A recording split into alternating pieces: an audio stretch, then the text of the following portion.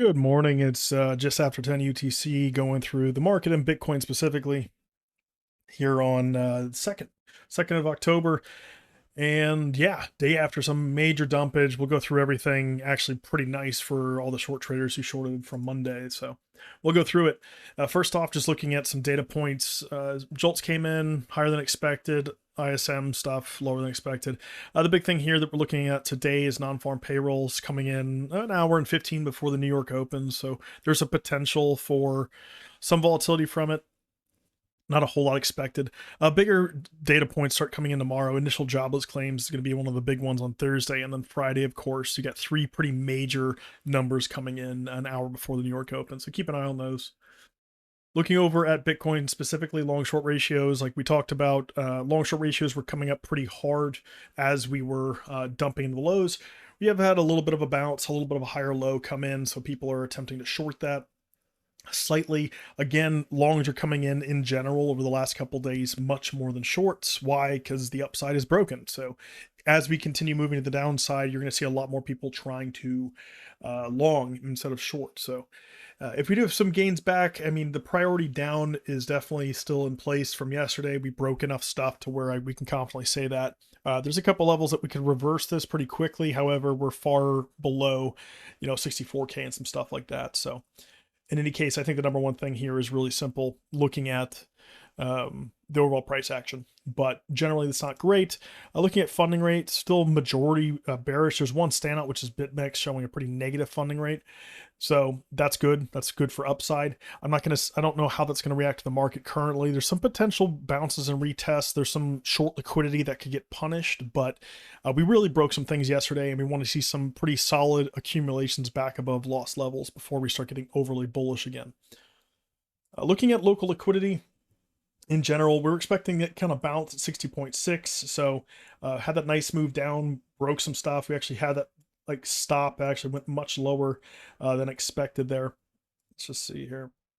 So it went a bit lower than expected, went below 60.6, had the bounce all the way on to 60.1, but overall got the bounce. A nice little move up to retest stuff. The majority of the local liquidity as far as shorts go is not anywhere near us. It's much higher, closer to 64K, up to about 65. That's really the target if we get some sideways grinding, allowing those short liquidity pockets to build. And this is going to be, now that we've broken structure to the downside, potential retest levels to fail to go lower. Below us, there's still quite a bit of older liquidity. I think this is in play once we start actually failing stuff back lower. If we have any new lows here created, especially if we don't bounce at 60K, which I'm still expecting an initial bounce. If we start failing at 60K, you need to start targeting 58.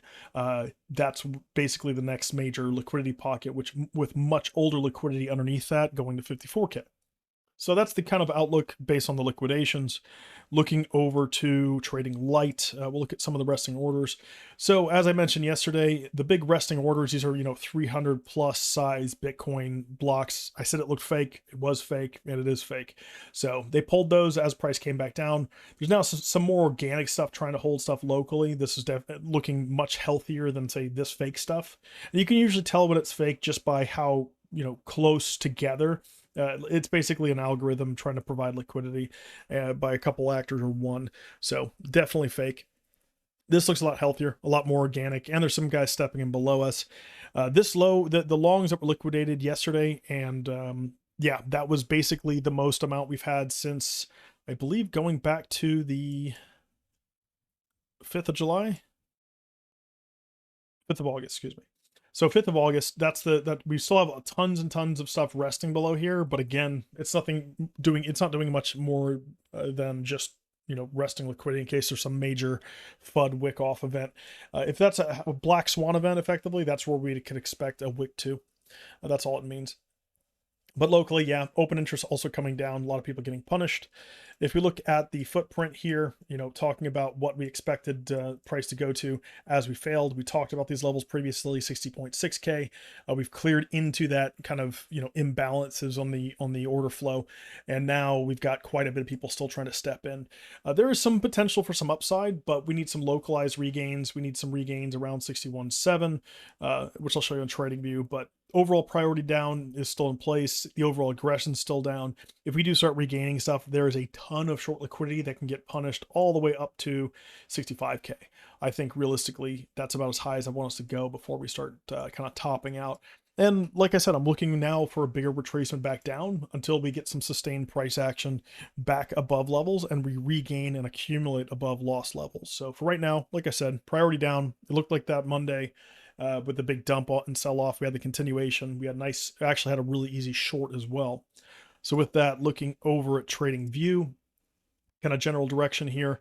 We talked about this move yesterday, right? We want to see, we saw the failures, bearish retest of the August to continue down on Monday. We saw failures early Tuesday, failure to gain, big sell-off that actually lost the Q3, nuked right through the Q4, and that bearish retested. So this was just the short trade continuation lot yet from yesterday, which was a nice, that was a good couple percent here, I think. Yeah, about 3% move, 3.4. So overall, pretty nice. We've done a pretty decent job so far. Let me put these back on holding the level. We had a nice bounce and regain of May at 60.6. We're holding right now at March. We'll see if there's some step off. There's some potential right here for some regain at 61.7K. I think that's a local, very low time frame one that should get us back towards Q3 and potentially doing a Q4 underside retest. There's enough liquidity there, as we saw, that could be a decent place for some instant reversal if there's a lot of weakness. So that's my kind of expectation, is just, touch stuff, bearish retest, continue down. If we do happen to break above it, we want to see sustained price action back above 64K. This is like the low, one of the flip of levels. Like that was one, this was one, and like this one here. So these are the kind of 3 points that I'm looking at for flip of level.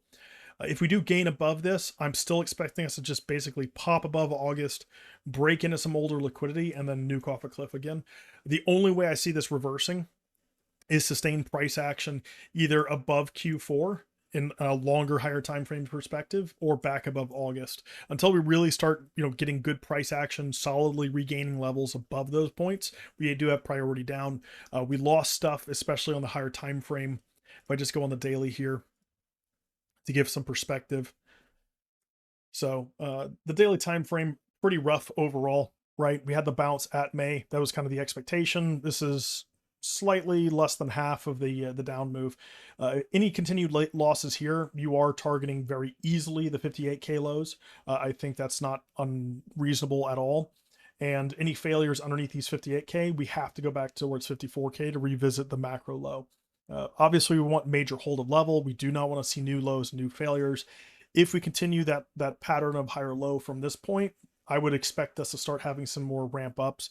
It wouldn't be crazy to say, especially with all the stuff going on in the Middle East right now, major tensions, US election, that we could be seeing a lot more offloading and panic from the institutional side. Basically, it's uncertainty. And if there's uncertainty, there's an objective to de-risk. So watch this. There's a lot of levels back up to retest. Like I said, underside retesting stuff like Q4, 63.3, that lines up with daily structure, 4-hour structure, everything. Right now, you're just looking at a massive weekly sell-off. We want to make sure the weekly gets back above the previous weekly open at 63.5. If that's not achieved by Sunday, then we're looking at pretty solidly bearish price action that should continue carrying us back to the lows. But yep, just watch those levels. I'd say for now, the crazy thing would be realistically watching a major regain. I think to sustain price action above 64K, above October Q4, and even August would be what's necessary to get us back to the upside. Until that happens, I think that's the game plan.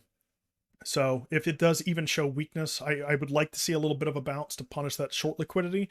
If we don't even get that, watch for a secondary loss at 61.5, because then we're going back down sub 60K to retest some stuff lower. So that's that. Take it easy. And yeah, priority is definitely short until we regain some of this stuff. Peace out.